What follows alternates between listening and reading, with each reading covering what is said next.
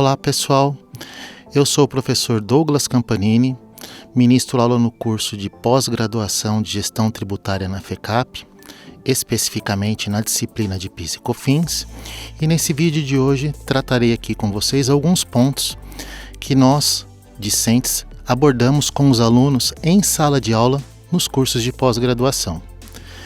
Especificamente, quando a gente fala de PIS e COFINS, são duas contribuições que ao longo dos últimos anos têm se tornado dentro das empresas uma grande fonte, seja de arrecadação para o fisco, seja também de oportunidades de geração de créditos tributários. É muito comum trazermos dentro da sala de aula questões envolvendo análises de casos, situações envolvendo o dia a dia das empresas e, óbvio, também trabalhando aqui com as questões envolvendo a análise da legislação. Apesar do PIS e COFINS não cumulativo ter sido instituído em dezembro de 2002 e fevereiro de 2004, ou seja, há cerca de mais ou menos 20 anos, são contribuições que têm gerado, ao longo desses últimos anos, um embate muito grande entre empresas e fisco. Se nós pudéssemos trazer aqui alguns exemplos que são muito debatidos em sala de aula, podemos citar como, por exemplo, o que é receita para fins de tributação do PIS/COFINS. A Receita Federal tem uma posição um pouco mais agressiva no que diz respeito à sua tributação perante os contribuintes e, por esse motivo, as empresas acabam gerando grandes debates com o fisco com relação a quais são os montantes que devem ser objeto de tributação. Então podemos destacar aqui alguns pontos que trazem bastante discussões até, em certo ponto, acaloradas dentro da sala de aula. Uma redução de um passivo tributário, uma renegociação de uma dívida, por exemplo, seja com uma instituição financeira, seja uma dívida decorrente de um passivo tributário, em que o governo federal, por vezes, estabelece procedimentos envolvendo recuperação de dívidas tributárias e que pode-se ter aí uma redução do valor a pagar. Na visão do fisco, essa redução de valor a pagar representa uma receita para fins de tributação. Mas será que na visão dos tribunais é esse posicionamento do fisco que tem prevalecido? Então, como vocês, alunos profissionais da área tributária, podem possuir elementos para uma verdadeira tomada de decisão? Como identificar como estão as jurisprudências, as decisões dos tribunais? De que forma que eu posso efetivamente me pautar como um aluno, como um profissional, para que a gente possa orientar a empresa numa tomada de decisão adequada? Então, esses são dos pontos que, com o networking em sala de aula, com os cases práticos em discussão, vocês vão acabar tendo aqui bastante elementos para poder se subsidiar e efetivamente auxiliá-los numa tomada de decisão adequada. Outro tópico, que é de tamanha impressão na questão do PIS/COFINS, se refere ao conceito de insumos para fins de aproveitamento dos créditos. Pelo qual motivo? O conceito de insumo, ou o vocábulo insumo, ele tem na sua essência aquilo que é efetivamente essencial, aquilo que se utiliza na entrada de uma determinada operação. Agora, o que pode ser essencial na vida de uma empresa? Podemos ter aqui como exemplo uma transportadora que necessita efetivamente realizar o serviço de transporte para uma determinada empresa de uma aquisição de matéria-prima e ela utiliza de custos decorrentes de rastreio de cargas. Então, para que ela possa efetivamente prestar o seu serviço de transporte, o contratante exige que ele saiba em tempo real onde se localiza aquela carga. Para essa transportadora, se ele não tiver efetivamente esse controle dessa carga, ela não consegue efetivamente prestar o seu serviço. Então, para aquele momento, nós podemos tratar ali que, na visão da empresa, isso é um gasto essencial. E se ao invés do contribuinte que fez a aquisição dessa matéria-prima contratar uma transportadora e ele mesmo possuir o seu caminhão próprio e efetivamente ele efetuar o transporte dessa matéria-prima até o seu estabelecimento, mas contrata também uma empresa de rastreamento de carga para que ele possa efetivamente rastrear online, de forma tempo real, onde se localiza o seu insumo. Será que nessa situação a gente também não poderia falar que isso, no padrão brasileiro, seria uma essencialidade? Como efetivamente analisar esse tipo de situação para uma tomada de decisão? Então são tópicos que, combinando a legislação tributária com as decisões e com as manifestações dos tribunais, sejam eles administrativos ou judiciais, você, aluno, tem condições de fazer uma pesquisa mais aprofundada para subsidiar essa tomada de decisão.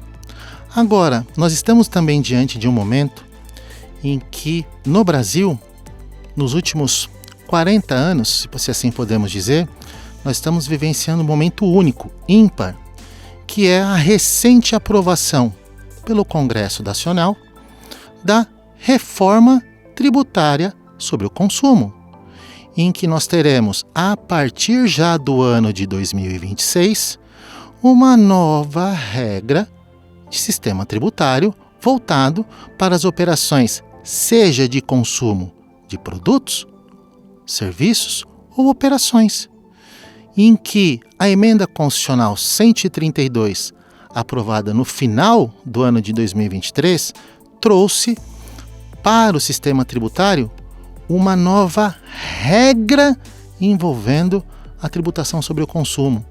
E como isso vai afetar o dia a dia das empresas? Porque nós estaremos diante de um setor, de um segmento, de uma inovação que o nosso sistema tributário ele é vigente desde a Constituição de 88, se nós olharmos para a última norma mais importante em que nós tivemos aqui a possibilidade, seja do governo federal, estadual ou municipal, de exigir tributos. E a partir de 2026, nós já estaremos diante de um novo cenário em que todas as regras tributárias que nós discutimos até hoje, ou que nós tivemos aí 20, 30, 40 anos para a formação de uma determinada opinião, serão totalmente modificadas. Nós estaremos aqui diante de um cenário totalmente inovador, em que a capacitação dos profissionais será um meio fundamental para poder acompanhar. Já no primeiro semestre do ano de 2024, nós teremos aqui já a primeira regulamentação da reforma tributária, com a iminência da edição das legislações complementares que começarão então a definir como será o novo sistema tributário. Então nós teremos aí um período de transição envolvendo de 2026 até 2032, praticamente aqui 6, 7, 8 anos, um período em que nós conviveremos com dois sistemas tributários. O sistema atual, em que nós temos aqui essas inúmeras discussões do que é receita, o que é insumo, quais são as operações passíveis de tributação, para um novo sistema, onde nós teremos aqui novas regras, novas disposições, ou seja, teremos aqui uma mudança de paradigma. Até hoje nós temos aqui cerca de 7, 8, 9 mil normas em que nós podemos tratar aqui com muita segurança alguns tributos. Agora nós estamos nascendo um sistema tributário praticamente do zero, com a instituição do IVA, do Imposto sobre Valor Agregado. E o Imposto sobre Valor Agregado, ele vai ter aqui a cobrança praticamente do que se comumente chamou de IVA dual. O que é o IVA dual? Nós teremos um IVA, um imposto que será de competência do governo federal, já substituindo aqui a disciplina do PIS e COFINS, tratando aqui da CBS, e o imposto de competência estadual e municipal, chamado de IBS, com novas regras, novos fatos geradores, novas disposições, em que nós teremos aqui que efetivamente conviver nesses próximos 6, 8 anos com o mesmo sistema de tributação nas duas pontas. Como faremos isso? Se o sistema tributário atual já é repleto de situações a serem estudadas, com um novo sistema, novas regras, um sistema que efetivamente nós não temos nenhuma vivência aqui no Brasil, e sim em outros países como Estados Unidos, Chile, em que nós podemos sim utilizar dentro de sala de aula questões do chamado direito comparado. Como funciona isso em outros países? Como é que eu posso efetivamente trazer isso para a legislação brasileira? Mas o Brasil, ele é um país de dimensão continental. Então, como é que eu vou comparar o IVA do Brasil com o IVA da Índia, com o IVA do Chile, que são países com um tamanho territorial muito menor do que o nosso e com inúmeras situações que não se aplicam à situação brasileira. Mas nós estaremos aqui diante de novas regras em que nós teremos que nos adaptar à legislação nova, criarmos aqui novas disposições com relação ao sistema tributário e efetivamente acompanhar esse nascimento do novo sistema tributário. Como fazer isso? E lembrando que nós teremos que ainda conviver paralelamente com o sistema atual. Então nós teremos aí 7, 8, 10 anos de dupla convivência tributária. Como se capacitar? Como discutir isso em sala de aula? Como aplicar a legislação? Como estruturar os negócios para o futuro? As empresas, basicamente, tratavam a questão tributária como um ponto relevante para uma tomada de decisão de onde está lá o negócio. Vou para a região norte, em que se tem incentivos? Vou para a região sul, em que os custos portuários são menores? Agora, a questão tributária ela vai ter sim um ponto de relevância, principalmente pelo fato de que nós estaremos diante de um sistema totalmente diferente. Hoje a tributação é na origem, passaremos a tributação no destino. O que será classificado como destino nessa nova regra tributária? E como é que eu vou tratar isso com o sistema tributário atual?